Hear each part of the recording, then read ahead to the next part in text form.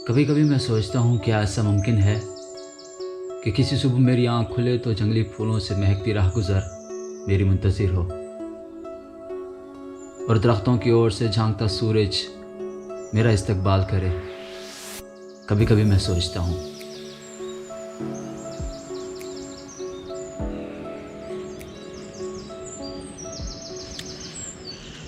Good morning everyone. सुबह के 6 बज रहे हैं and this is one of the finest morning of my entire life. इतनी खूबसूरत सुबह मैंने आज तक फेरी मीडोज़ के बाद नलतर वैली में देखी है। इतना सुकून, इतनी खामोशी बयान से बाहर है। बहती नदी का शोर, परिंदों की चहचहाहट, और आपको यहाँ खामोशी भी महसूस होती है। मेरे ख्याल में बाकी दोस्तों को उठाते हैं, नाश्ता वगैरह करते हैं, फिर आपको नलतर वैली की सैर कराते हैं।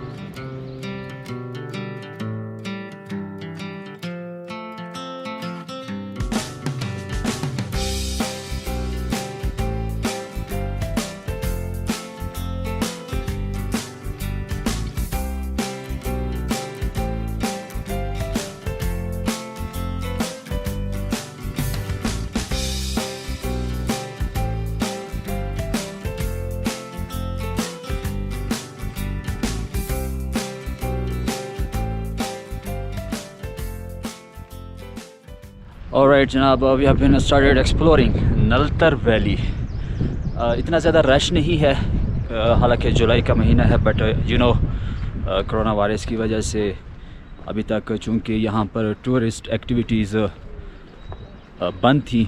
अभी रिसेंटली ही जीबी गवर्नमेंट ने टूरिज़म को दोबारा से एक्टिव किया है, लेकिन नलतर वैली में अमूमन इन दिनों में चूँकि बहुत ज़्यादा रश होता है, लेकिन फ़िलहाल यहाँ पर कोई चंद एक ग्रुप्स ही आए हुए हैं, इंक्लूडिंग अस। नलतर वैली को एक्सप्लोर करते हैं और आपको नलतर वैली की सीन दिखाते हैं।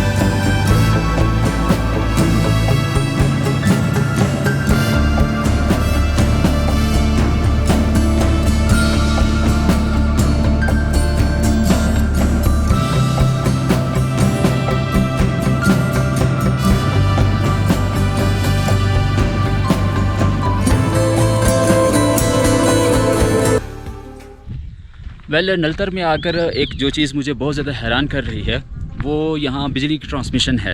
बिजली यहाँ पर पहुँची हुई है, ये देखें, खंबे भी लगे हुए हैं और ट्रांसमिशन लाइन भी जा रही है। मेरे लिए काफ़ी ज़्यादा हैरानकुन था, लेकिन उससे ज़्यादा हैरानकुन बात जो मुझे बताई गई है वो ये है कि 1965 से यहाँ बिजली प्रोवाइड की जा रही है। शुरू में पन बिजली से यहाँ पर बिजली जनरेट की जाती थी, और अब यहाँ पर छोटे छोटे डैम्स हैं। नलतर में ही एक 18 मेगावाट का बिजली घर है जो कि गिलगित को बिजली प्रोवाइड कर रहा है। अमेजिंग। यानी कि पाकिस्तान के बहुत सारे ऐसे गांव हैं, इलाके हैं, कस्बे हैं जहां अभी तक बिजली नहीं पहुंची, लेकिन नलतर में आपको 24/7 बिजली मिलेगी।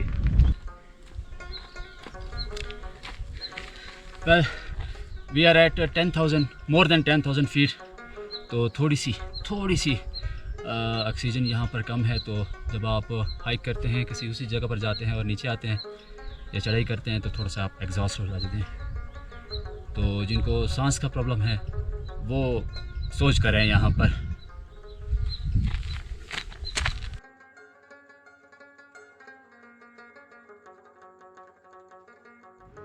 आपकी ज़िंदगी में बाज़ दोस्त ऐसे भी होते हैं, जब तक आपको तंग ना करें उन्हें चैन नहीं मिलता। इको कौन कड़े सी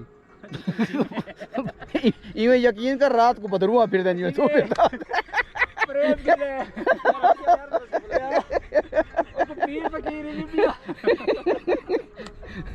खास चला सलाम ये शॉट है ना, ये वीडियो तले कमेंट में वीडियो दे।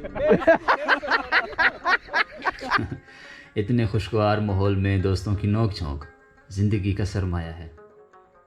अच्छा, ये शॉट लेने का मकसद तो इस जगह के दरमियान से गुजरना नहीं था, बल्कि आपको ये दिखाना था कि आप यहाँ आकर अपने जज्बात का भी इज़हार कर सकते हैं।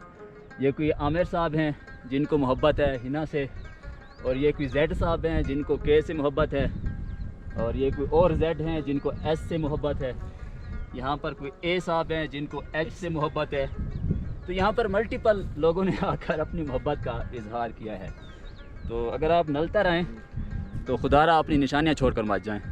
वेल, यहाँ पर खेती बाड़ी भी होती है। ये आप देख रहे हैं कि इस वक्त इन्होंने आलू बोए हुए, यहाँ पर पहाड़ी आलू, ये फसल होती है। अभी रिसेंटली 20 दिन पहले ही इन्होंने काश्त की है।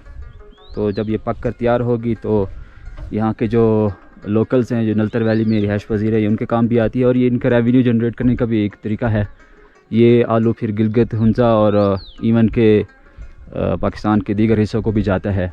इस्लामाबाद और पंजाब के दीगर हिस्सों को भी यहाँ से एक्सपोर्ट किया जाता है आलू। बहुत लजीज आलू है, सुना है मैंने कि ये आलू बहुत लजीज है। ज़ाहिर बात है, जब इतना ऑर्गेनिक माहौल हो और इतने ऑर्गेनिक तरीके से इनको बोया गया हो तो डेफिनेटली उसका जायका तो बनता है। यहाँ पर ये देखिए, आपको मकामी घर भी नज़र आ रहे हैं, लेकिन इक्का दुक्का घर ही इस वक्त आबाद हैं, क्योंकि यहाँ पर एक्टिविटीज़ इतनी ज़्यादा भी नहीं हो रही, तो इसलिए यहाँ के लोग नीचे गिलगित में शिफ्ट हो गए हैं। Well, let me confess two things.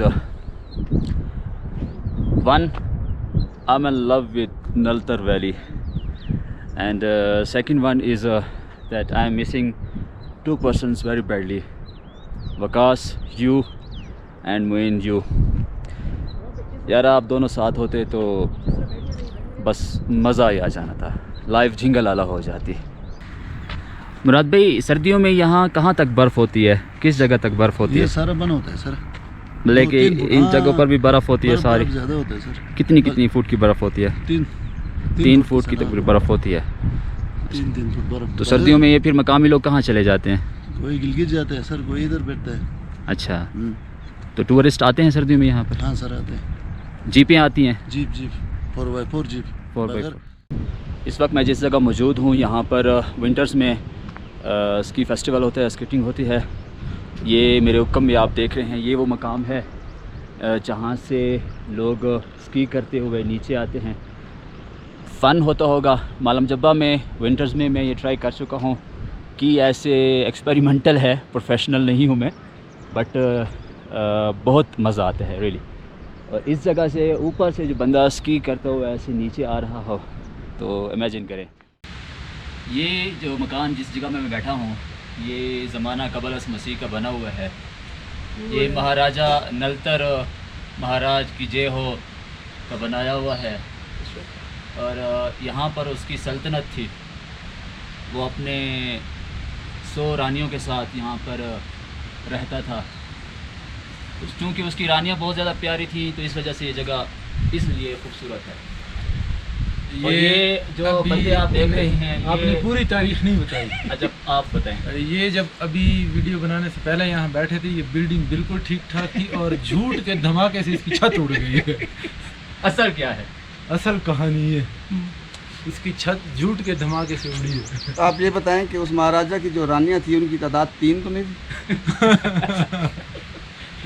ये तो मुझे पता नहीं है, अलबत्ता शवाहिद ये बताते हैं तारीख़ की जो औराक हैं, वो जब मैंने पलटे हैं तो किसी सफ़े के एक कोने में लिखा हुआ था कि एक रानी के बाल कतरे काम थे। कतरे काम थे या कतरे कुछ थे।